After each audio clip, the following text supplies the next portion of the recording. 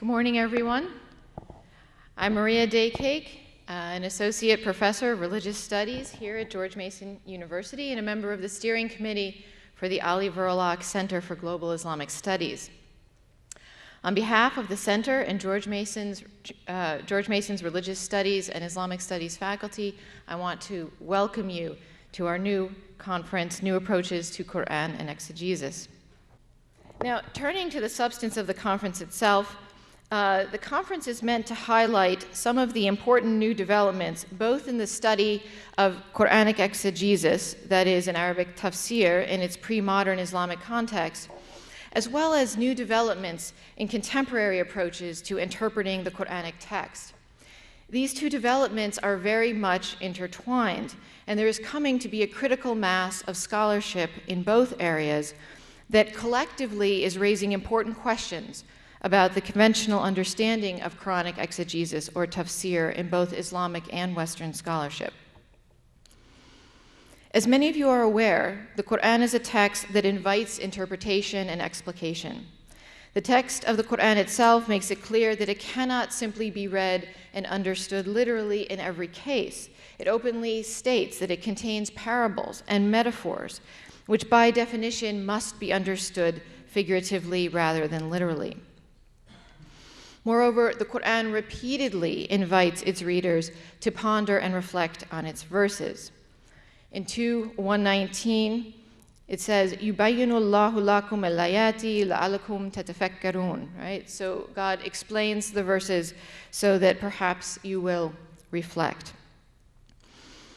The Qur'an also tells us famously in the beginning of the third surah that it contains both clear verses and ambiguous or multivalent verses. هُوَ الَّذِي أَنزَلَ عَلَيْكَ الْكِتَابِ مِنْهُ آيَاتٌ مُحْكَمَاتٌ هُنَّ أُمُّ الْكِتَابِ وَأُخَرُ مُتَشَابِهَاتٌ. So he is the one who sends down the book to you with clear verses. They are the mother of the book, and others that are multivalent. So while some verses can be read in a straightforward, literal fashion, others can be expected to require interpretive effort and, in fact, to have many interpretations. The same verse of the Qur'an, however, also tells us that the Qur'an's true interpretation is known only to God. مَا يَعْلَمُ تَأْوِيلَهُ إِلَّا اللَّهُ. None knows its ta'wil, its interpretation, except God. Some have read this last statement as discouraging or even prohibiting attempts to interpret the Qur'an. Since the Qur'an's true meaning is known only to God, human attempts to interpret it can only be futile in the views of some, or worse, misleading. However, many others throughout Islamic history have understood the Qur'an's invitation to its readers to reflect upon its verses, in conjunction with the Qur'an's declaration that its true meaning is known only to God, as a call to explore the intellectual and spiritual teachings of the Qur'an in ever new ways, knowing that its riches can never be depleted, since its true measure lies with God. Many Muslim exegetes have likened the Qur'an to an ocean whose vastness and depths are known only to God. Most people only travel along its surface or play in the shallow water at its shores. But some would argue that there are some skilled and well-equipped divers who can go below the surface and pull up some of its treasures, even if its fullness, its vastness, can never be known.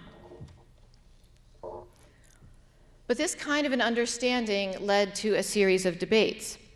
Who were these skilled and well-equipped divers who had the ability to plumb the Quranic depths? What skills and what equipment did they need? What parts of the ocean could be safely explored and which were too dangerous to enter? Or leaving the metaphorical context, who had the right to interpret the Qur'an? What gave them that right? What parts of the Qur'an were open to interpretation? All of it? None of it? Part of it? And how did we know which parts needed interpretation and which did not? No absolute consensus was reached on these issues in the Islamic tradition. Despite these compelling questions that are raised by the whole prospect of Quranic exegesis, Western scholarly attention to the tafsir literature, the interpretive literature in Islam, lagged historically behind the study of other aspects of Islamic intellectual culture, such as law, theology, and hadith, as well as Western studies of the origin, compilation, and canonization of the Qur'an as the definitive Islamic scripture. This is perhaps because some Western scholars, past and present, considered tafsir to be an intellectual project that was subordinate to and primarily driven by the needs of legal and theological and scriptural intellectual projects.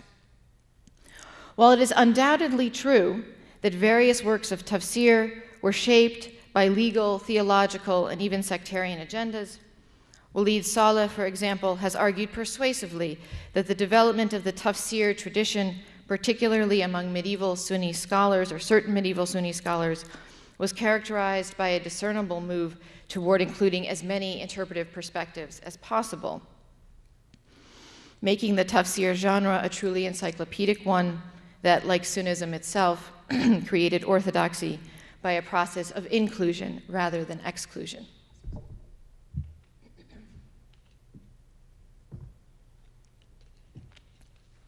I would argue that a similar trend can be seen in the history of Shi'ite tafsir. For while the earliest Shi'ite tafsir works bear the clear marks of their particular religious perspective, the massive encyclopedic tafsir composed by later Shiite scholars, particularly Atusi and Tabrasi in the 11th and 12th centuries, made a concerted effort to include Sunni interpretations as well. Similarly, while some early Sufi tafsirs were selective, commenting only on verses with relevance for the author's mystical perspective, later Sufi commentators included a broader range of material, with the Andalusian Sufi exegete Ibn Ajiba, for example, giving a full exoteric explanation of the verse before discussing the verse's mystical allusions and significance. This inclusivist trend would seem to indicate that the project of Quranic exegesis was not entirely motivated by a desire to promote competing religious or intellectual agendas, but was in large part driven by a deep-seated Muslim need to understand the words that they believed God had spoken directly, and that the Quranic message could not be grasped by any one point of view. Of course, there were and still are moves in the opposite direction to try to pare down the range of material that can be brought to bear on Quranic interpretation, to limit it only to the earliest reports and opinions. But the compelling nature of the Quranic text itself, as well as the need to apply the Quran to new and changing situations, has meant that this has never been able to truly be limited in this way. In fact, the need among Muslims to have their religious tradition respond to a range of contemporary issues, from the situation of women to problems of violence in the name of religion to the environmental crisis, has driven many Muslims to seek out or develop new interpretations of the Quran, new interpretations that in the view of some, liberate the eternal message of the Quran from the chains of medieval interpretation.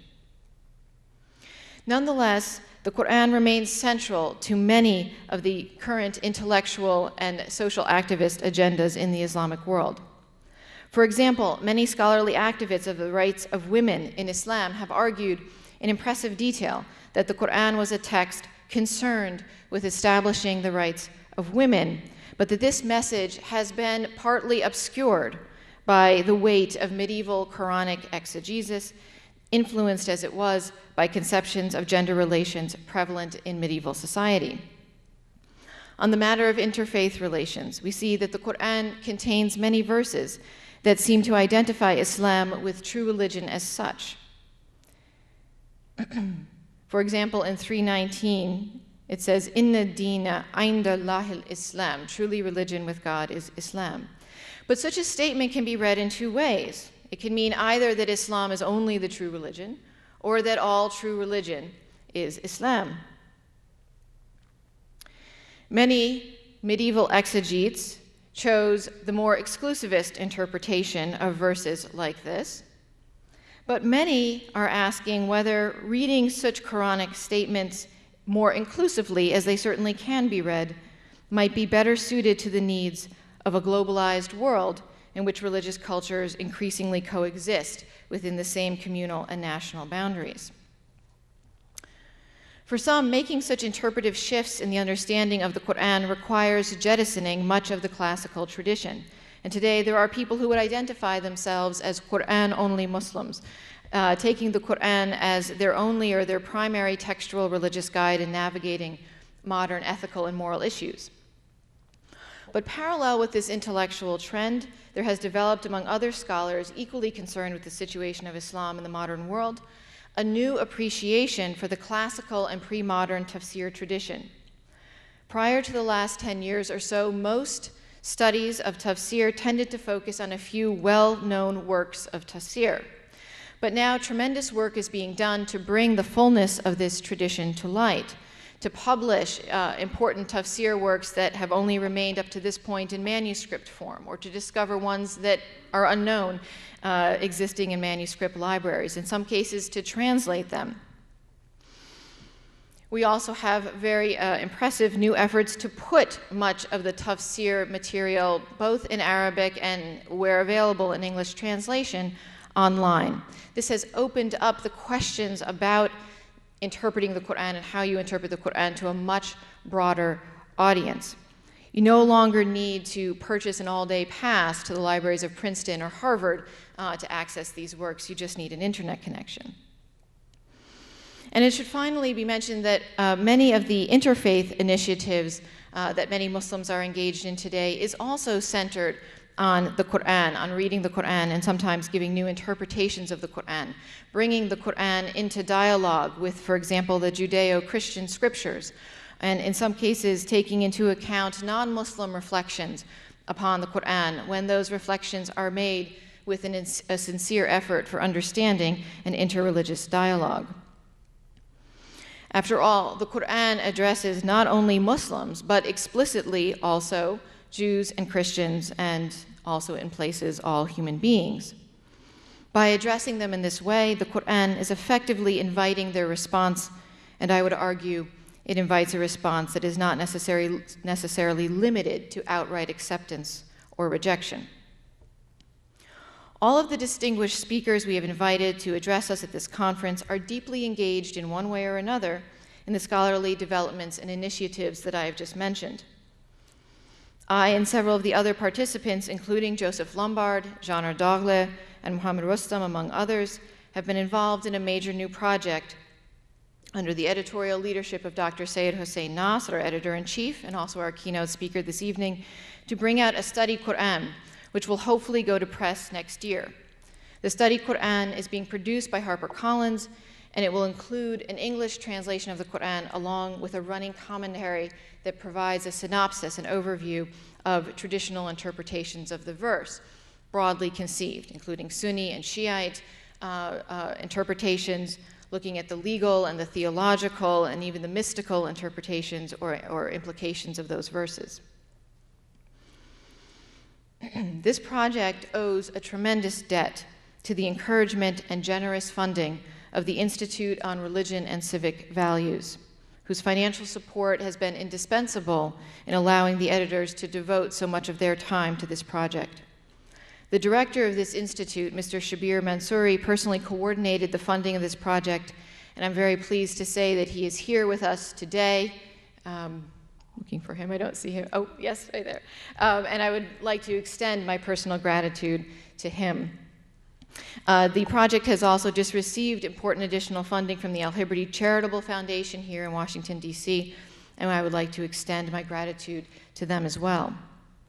It was my involvement with the Study Qur'an project that was the primary inspiration behind my organization of this conference, and all of our invited speakers have in one way or another contributed to this effort insofar as their own scholarly work on the Qur'an and its exegesis have inspired, influenced, and been directly and indirectly incorporated into the work of the Study Qur'an. I would therefore ask you to join me in giving a very warm welcome to all of our speakers.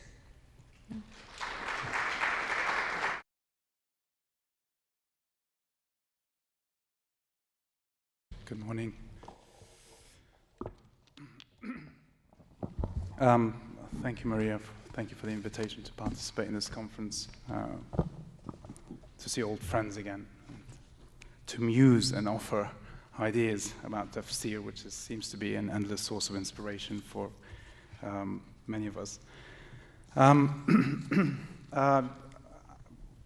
sufficiently vague title, right? Well, that is because I think there is a vagueness in the relationship of tafsir to the Quran itself. Listening now to your introductory remarks, Maria, and thinking about what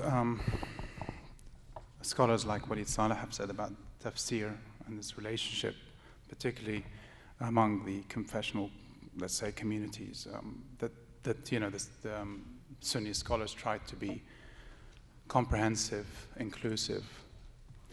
I might actually take issue with that. For me, tafsir is, in fact, and as far as it concerns the Sunnis, is a place where Sunni orthodoxy is established.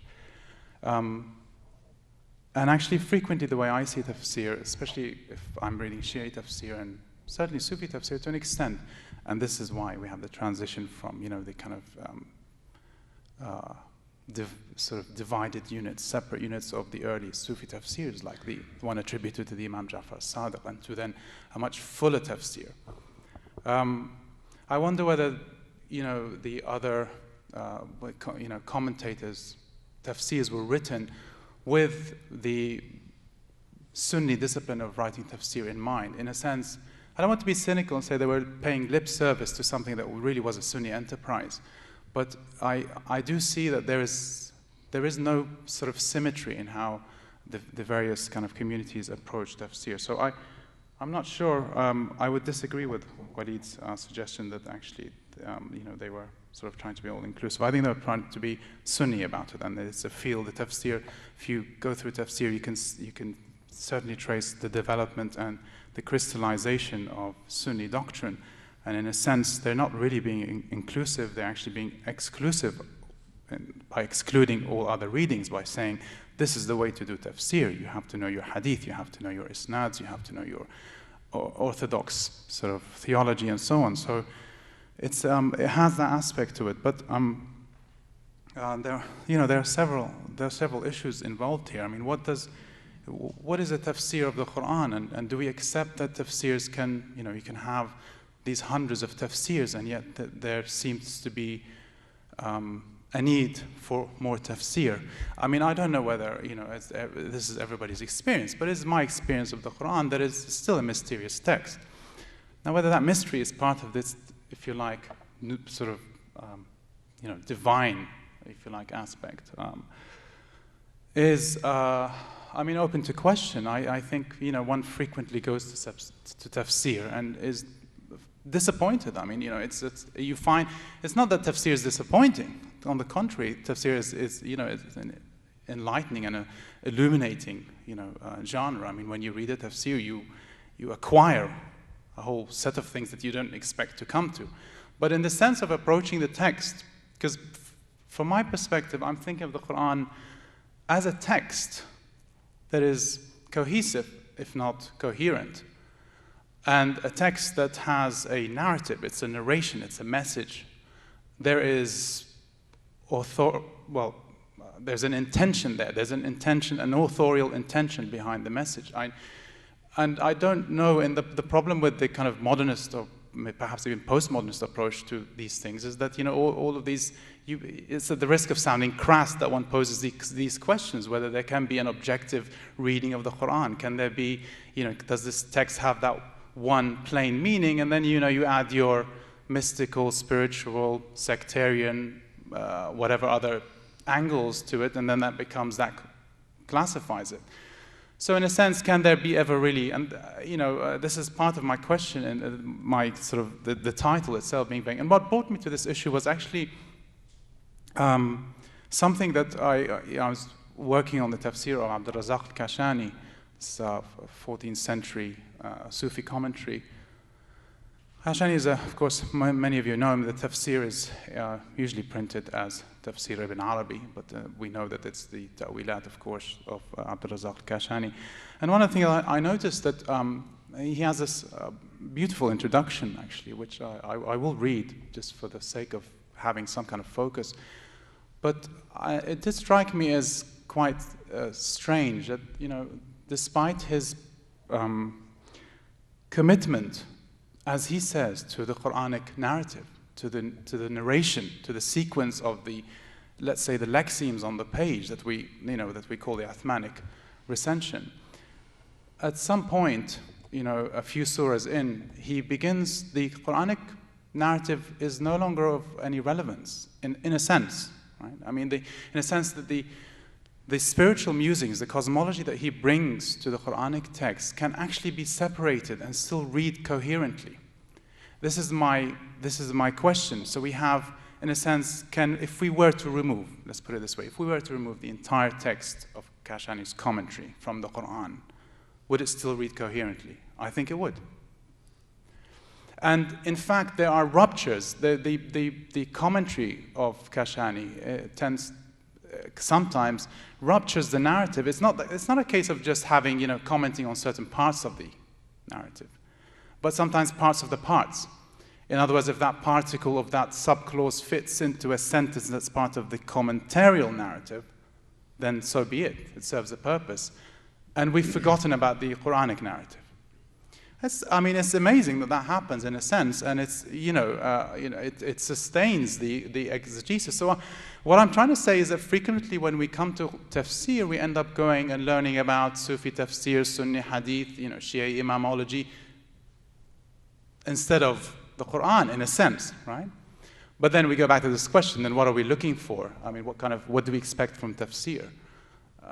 I expect to come closer to the Quranic text. That's a very old-fashioned, probably dim-witted view of things. And there's a text that one can approach, and whether it's the text of the 7th century that one can understand better through some kind of combination of, lexicographical comments or glosses or logical explanations, is a question that I put out there. But so this is why I'm sort of questioning the whole genre of tafsir and how it relates to the Quran, because in a sense, a lot of commentaries.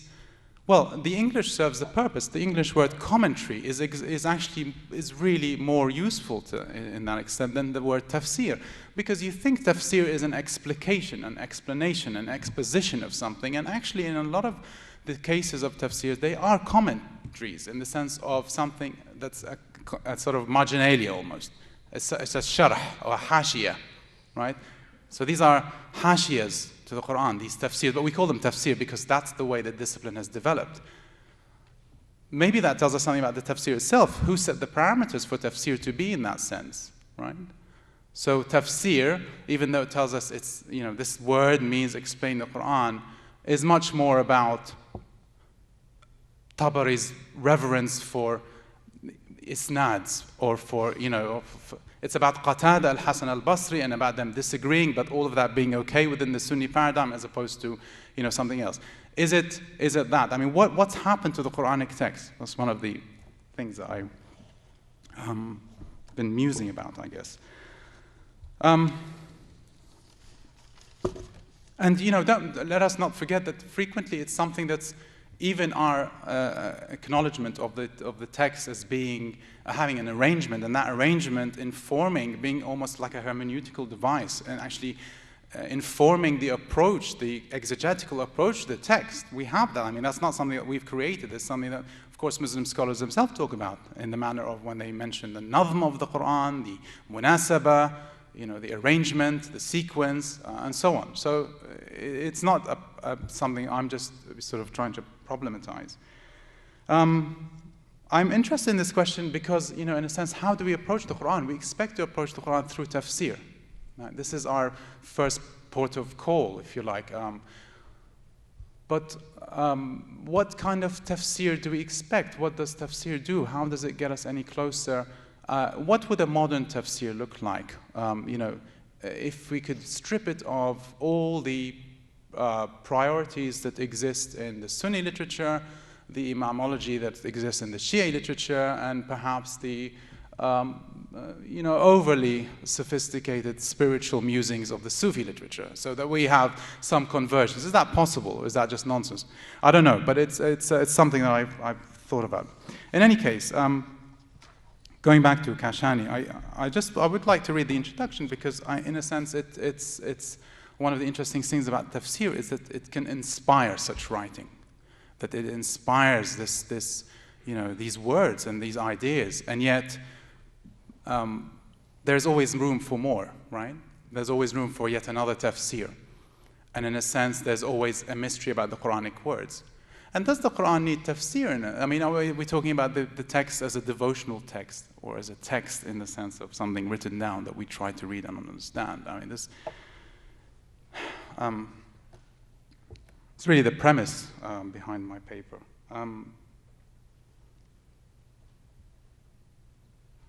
All praise belongs to God, the arrangements of whose Quranic speech He has made to be the manifestations of the beauty of His attributes.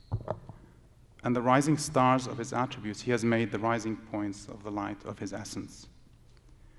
He has purified the channels of audition in the hearts of His elect, so that the audition may be realized.